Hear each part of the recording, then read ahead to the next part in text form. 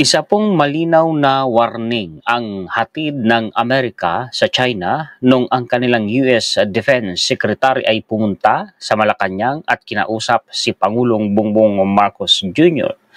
Amerika ang babangga sa China. Wag na wag gagalawin ang Pilipinas, hindi pababayaan ng Amerika. Yan po ang commitment nila sa atin. At dahil po dyan, mga kaistorya, magdi-deploy ulit ng isang napakalakas po na anti-ship missile ang Amerika dito sa Pilipinas. Iba po ito doon sa Typhoon missile launcher, nadadagdagan pa nga. Ito po, mga kaistorya, ay missile na kayang wasakin ang alinmang warship ng China na lalapit po sa Pilipinas. Yan po ang mga balita at impormasyon na maibabahagi ko sa inyo ngayon. Pakishare po at pakilike, at sa mga bagong viewers po natin, kung gusto niyo ang ganitong klase po ng content, ay maaari po kayong mag-subscribe. Mag-umpisa na po tayo.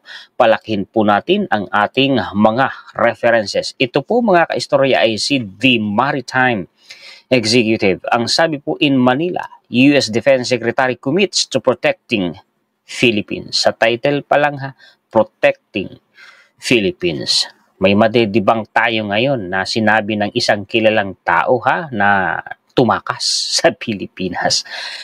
In a press conference in Manila on Thursday, U.S. Secretary of Defense Pete Hegseth sought to reassure Philippine partners that the U.S. is committed to their sovereignty in the South China Sea, and he pushed back on China's claim that America abandons its foreign allies. Dati po, ang teksto po ng South China Sea ay hindi po kabilang sa Mutual Defense Treaty ng Amerika at ng Pilipinas. Outdated na po yung version na yon ng MDT.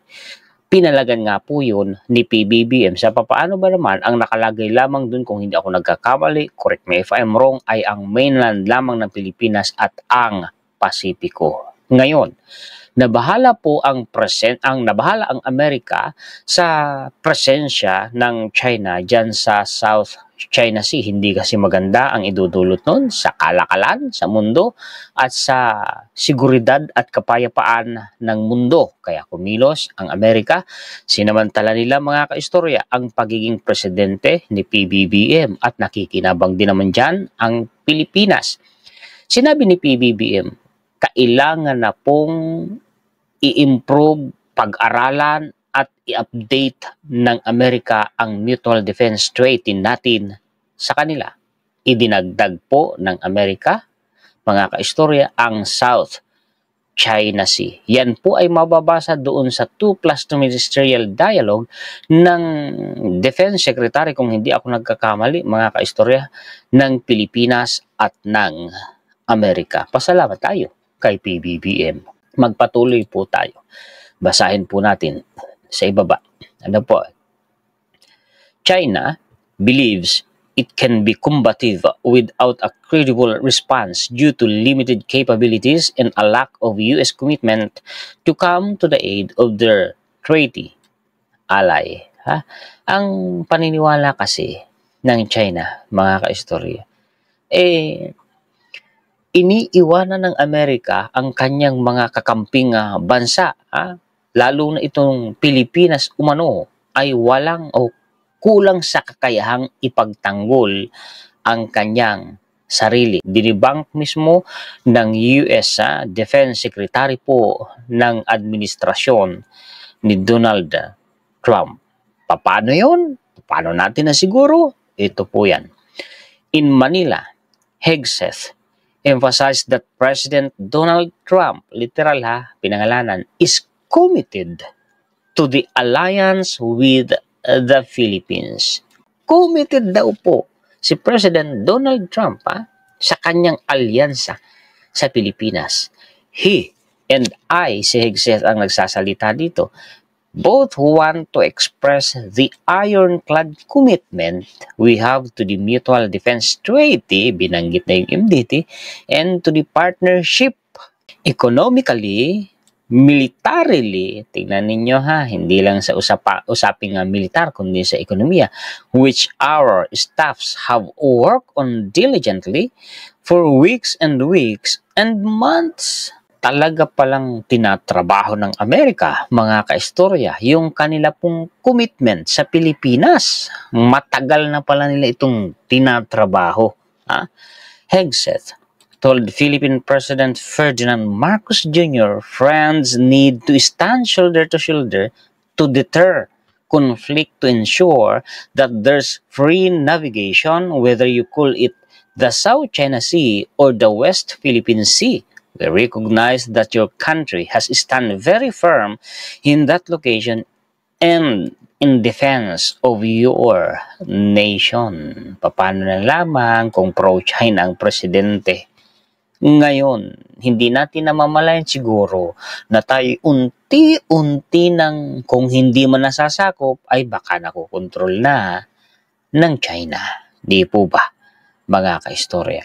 Ngayon, eto na po yung sinasabi ko sa inyo na armas, missile po ito na kayang wasakin ang alinmang warship ng China na lalapit sa Pilipinas.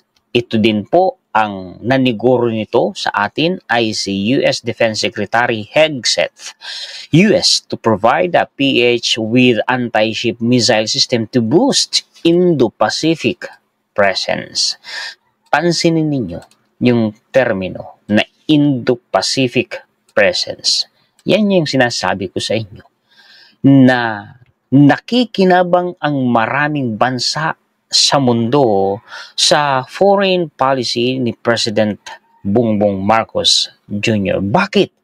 Yung seguridad, yung kapayapaan, yung freedom of navigation, yung daloy ng kalakalan sa buong rehiyon ng Indo-Pacific region ay napapanatili po sa pangungunan ng Amerika, nasisecure po dahil sa pulisiya ni PBBM.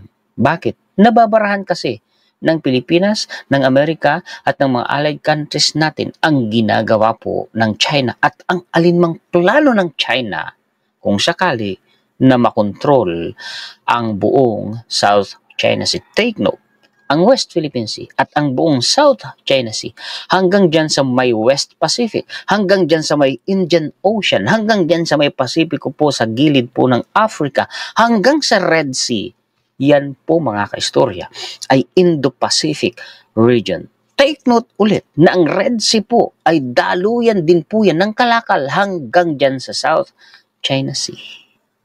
Kita ninyo kung gaano nakikinabang ang mundo sa Pilipinas. Ganyan kaimportante ang pulisiya ngayon ng administrasyon. Ganyan kaimportante ang Pilipinas sa mundo. Basahin po natin, mga kaistorya.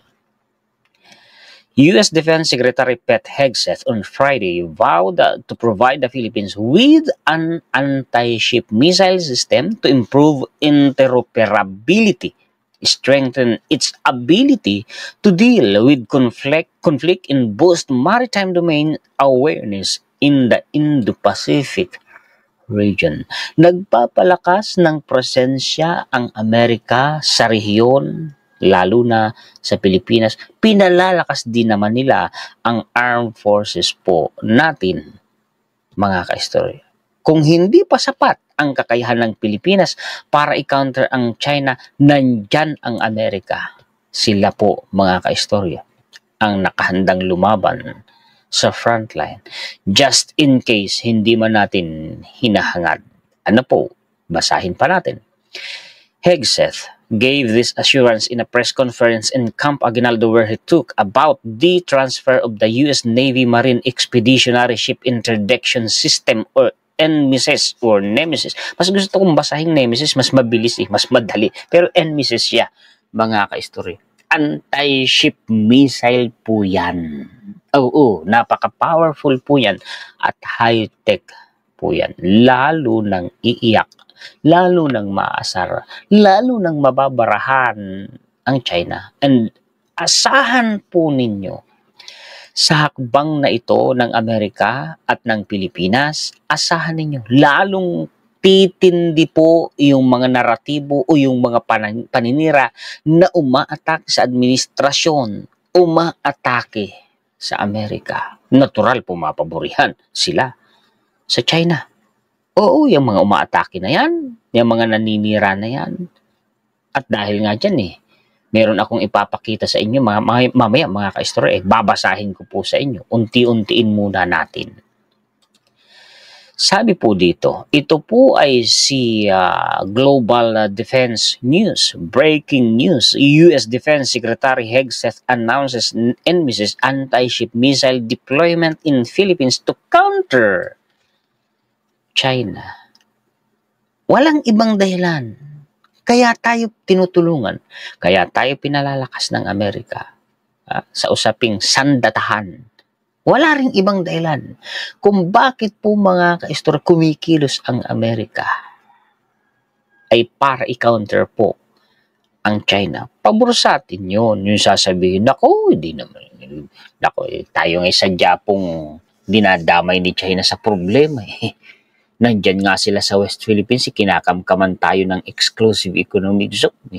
Binubuli, hinaharas ang mga mangingisdang Pilipino, ang mga kasundaluhan natin. Winawalang hiya tayo ng China at masakit sa atin yun. At mas lalong masakit dahil may mga kapwa tayo Pilipino kumakampi sa China. Yun ang masaklap. On March 28, 2025, during his official visit to Manila, U.S. Defense Secretary Pete Hegseth announced the deployment of advanced military assets to the Philippines, including the Navy Marine Expeditionary Ship Interdiction System or NMISS, an anti-ship missile system, and unmanned surface vessels. Ito po ay drone submarine kung hindi ako nagkakamali. Dalawa pala ang dadalhin ng Amerika dito sa Pilipinas. Anyway, ito pong Typhoon missile launcher na kaya pong magpalipad ng Tomahawk missile. And speaking of that, Tomahawk missile mga ka-istorya can hit the mainland China. Dalawa na yun kung hindi ako nagkakamali kasi dadagdagan ng Amerika Winelcome na nga po ng AFP yung balita na yun. Tapos ito pa, dadagdagan pa ng NMISS at dadagdagan pa ulit kasi hindi ito ang unang pagkakataon na nakatanggap tayo ng drone submarine. This strategic move underscore the deepening defense collaboration between the United States and the Philippines, aiming to bolster regional security amid escalating tensions in the South China Sea. Pag sinabi mong regional security, mga ka-istorya, ang binabanggit dyan, hindi lang Southeast Asia kundi Indo-Pacific region na pinaliwanag ko kanina. Asan ba yung NMISS na yan po yan mga ka-istorya Tuloy, I can assure you, ito si Hegseth ulit ito, mga ka-istorya. I can assure you, I can assure you, dalawang beses niya sinabi, all those watching, this is just the beginning of what will continue to be an incredibly fruitful alliance. Nako, asahan na ng China. Lalo silang makukonsumi. Kasi simula pa lang daw ito ng tuloy-tuloy na pinatinding alyansa ng Pilipinas at ng Amerika. We have already set a robust agenda for the next few years. Naku, inlatag na pala ng administrasyon ni Donald Trump, mga ka-istorya, yung porma ng alyansang militar ng Amerika at ng Pilipinas. Our staff, both of us, are going to remain actively engaged. Kumbaga, mananatiling nakatali. It reflects the strength of our ironclad alliance, particularly in the face of Communist China's aggression in the region. Nako, pinapangalanan ng China. Ito ay sa ABS-CBN. Latest po ang mga balita natin na ito, mga ka-istorya. Yan, diba? Ito ay March 28 nila, binalita ngayong taon. May kinalaman dyan. Alam nyo naman ang dahilan yan kasi Ang gusto kasi ng China, i-reunite nila ang Taiwan. Anyway, mga kaistorya, Taiwan is still unofficially recognized as independent ruling country. Kung hindi po ako nagkakamali. Kasi po mga kaistorya, sa pagkakaalam ko, hindi pa po yan officially recognized sa United Nations. Pero kung tatanungin mo po ang mga Taiwanese, gustong-gusto nila ng kasarinlan, ng kalayaan. Ayaw na ayaw po nila sa China. At may sariling gobyerno po sa kasalukuyan ang Taiwan. And speaking of Taiwan, nasa 250,000 na po pala ang OFW dyan. Nung nakaraang taon o nung isang taon, kung hindi ako nagkakamali, nasa 115,000 lamang. Ngayon nasa 250,000 na kung sakaling i-invade ng China ang Taiwan. Dahil yun naman ang pinamumukha ng China. Nagsagawa na naman nga sila ng military drills around the Taiwan waters, mga kaistorya. Kung sakali man, kahit sabihin pang hindi natin problema yan, magiging directly involved tayo. Bakit? Dalawang bagay, ipaliwanag ko sa yan nga ang dahilan kung bakit pinaghahanda na po ni Chief General Romeo Brawner ng AFP ang mga kasundaluhan. Dahil po dyan mga kaistorya sa 250,000 na OFW sa Taiwan. Dalawang dahilan. Una, yung 250,000. Sa palagay nyo, kapag inatake ng China ang Taiwan, hindi madadama yung 250,000 OFW doon sa Taiwan? Madadama And of course, magiging mahirap po ang agaran at madalian pong rescue para maibalik dito sa Pilipinas ang mga OFW. Napakarami niyan Napakarami niyan. Papasok dyan yung role ng EDCA para mabilis natin silang mailikas doon sa Taiwan. Pangalawa, ito na. Ito na. Yung pong pagiging alay natin ng Amerika. Kasi nakalagay din po dun sa MDT, hello. Wala pang China nun. Pagkatapos pa ng World War II, nangyari na yung MDT na yan, hello. Sa mga nag-iilusyon dyan at sa mga duwag dyan. Yung mga Pinoy dyan na nakahandang magpasakop na at magpakontrol na lang sa China, wag lang tayong atakehin ng China. Nakakahiya kayo. Noon pa, pagkatapos ng World War II, may MDT na. Ano nakalagay doon? Sino man ang atakehin ng kalaban, Amerika man o kanyang mga allies, ay magiging problema yan ng mga miyembro ng alyansa na yan. Kung Amerika ang inatake, kasama yung kanyang mga kaalyado, parang inatake na rin. At pag nanawagan ang Amerika na samahan nyo kami, lalaban tayo, sasama ang Pilipinas dyan, ang Japan, at ang maraming allied countries ng Amerika. Realidad po yan, kaya mas mabuti na yung naghahanda kaysa sa walang kahanda-handa at mabulaga. Kaysa naman yung sabi nga papayag ka na lang bang tudasin ka o saktan ka nang walang kalaban-laban? Kalukuhan yun. Mga kaistorya. At dahil dyan, itong post na ito, mga kaistorya, ni GMA, tinadtad ng mga comments na maka-China. Bisitahin yung comment section, magpakita ko sa inyo ng ilan. Dito nyo makikita yung utak ng mga maka-China Nakakadismaya. Palakihin ko. Sana'y nababasa ninyo dyan, Dito binubugbog nila ng kung ano-anong comment na di maganda. Si General Romeo Brawner at dinamay pa ang mga kasundaluhan natin. Unahin ko lang, pinagdikit ko yan screenshot ko yan sa CP ko Akala mo may trabaho sa Pinas at nakikisaw-saw ka sa gulo. Natural, problema yan. Direkta ni Chief General Romeo Brawner. Unang-una sundalo yan at Chief General yan ng Armed Forces of the Philippines. Paano hindi makikisaw-saw yan? Sabi pa nung isa, munta nga talaga si Brawner. Saludo ako sa mga sundalo natin. Pero if truth be told, panlaban lang sa NPA ang equipment nila right now, and yet you want them to prepare a rescue plan? Hindi naman kayo diplomat office. So anong plan? Kung sakaling ituloy ng China, di naman ako naniniwala na agad-agad gagawin ng China kung sakali hindi pa handa yan eh. At wala pa yung karanasan sa modernong labanan. Kung sakali halimbawa lang, tinuloy ng China, gusto nyo pabayaan na lang yung 250,000 OFW sa Taiwan? Wala ka pala. Anong klase kang Pilipino? Wala ka palang pakialam sa kapwa mo Pilipino. Diba? Anong klaseng utak yan? Sabi ng manong isa, there will never be an invasion since Taiwan is just one of the provinces of China. Partially correct. May tatanggi ba naman natin yun? Sabi ko, ang stance natin dun lang tayo sa katotohanan. Pero tanungin nyo ang mga Taiwanese kung papayag sila sa sinasabing yan, nitong taong ito. Ayaw nila, nasasabihin sila, isako pa rin ng China. Gusto nila, sariling bansa sila.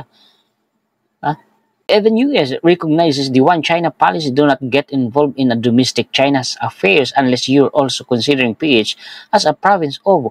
Huwag masyado magpaka-relevant. Kung bala ko ipahiwatig, kailangan lang natin i-rescue ang mga Pinoy doon. Huwag mong sabihin maghanda ang mga kasundaluhan mo.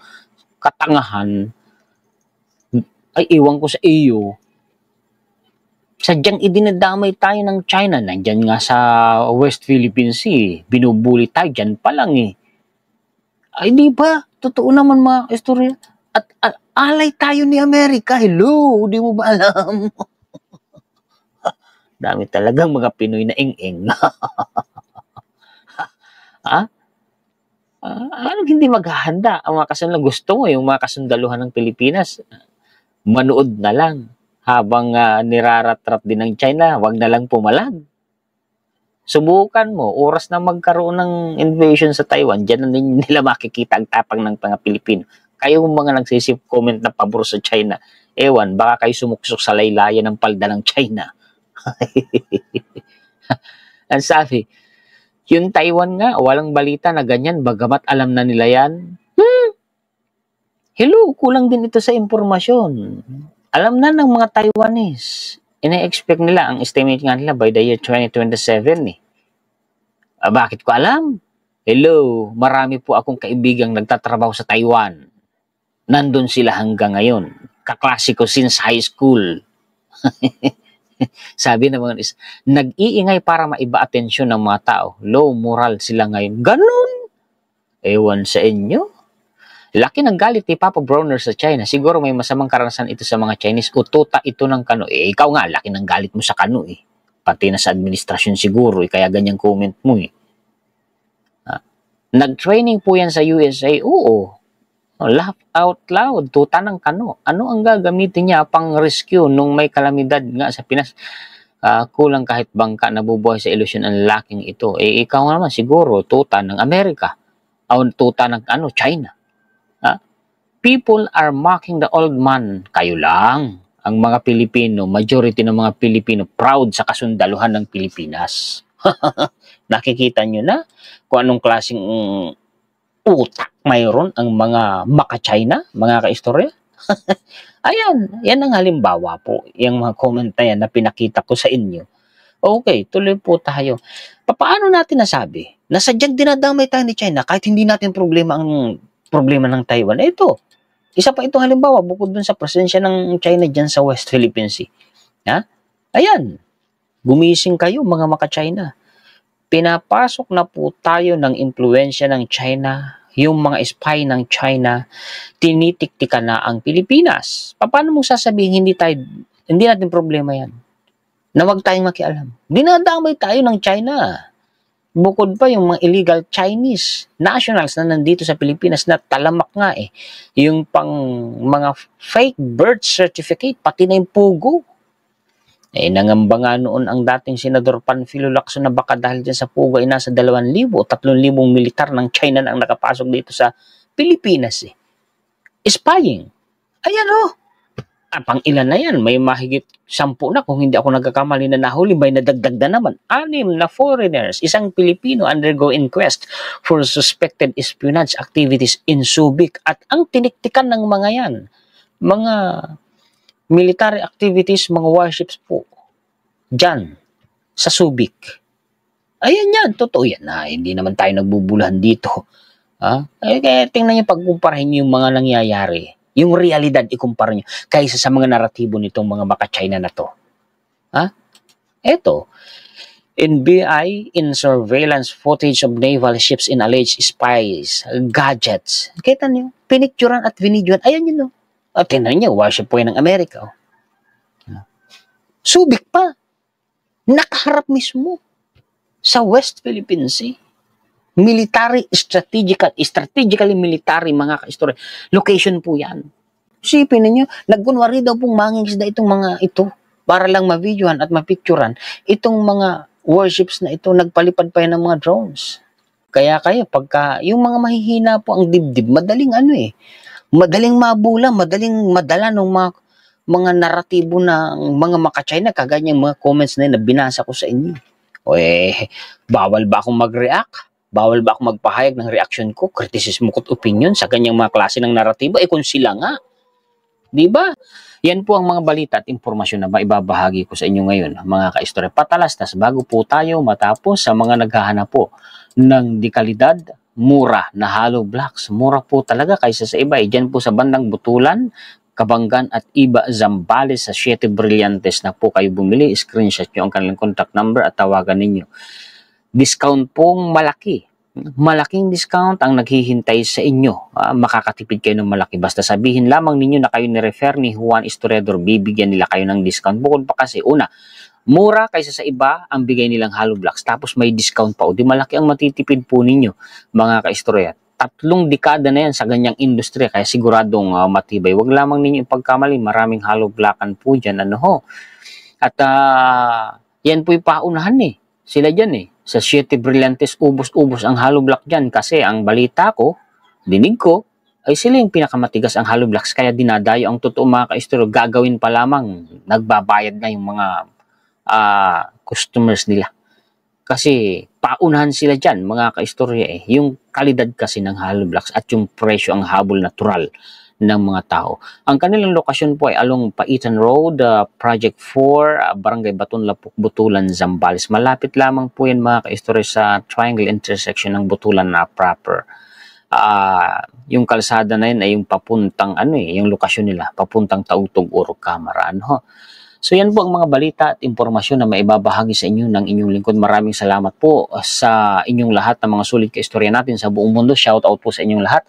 Maraming salamat din po sa mga bagong viewers po natin. Kung nagustuhan ninyo ang ganitong klase ng content ay maaari kayong mag-subscribe. Ikaliligaya ko po yun. At pakipindutin na rin po ang notification bell. Maraming salamat po sa walang sawa ninyong pagsuporta, sa lagi po ninyong panunood, pakikinig, pagla-like at pag-share sa mga contents ng inyong kaistorya. Nagpapasalamat tayo higit sa lahat sa atin pong Panginoon. Muli ako po si Juan Historiador, ang taga-kwento ng totoong istorya ng kasaysayan na nagmamalasakit sa kapwa ko Pilipino at nagmamahal sa bayang ito, ang bansang Pilipinas.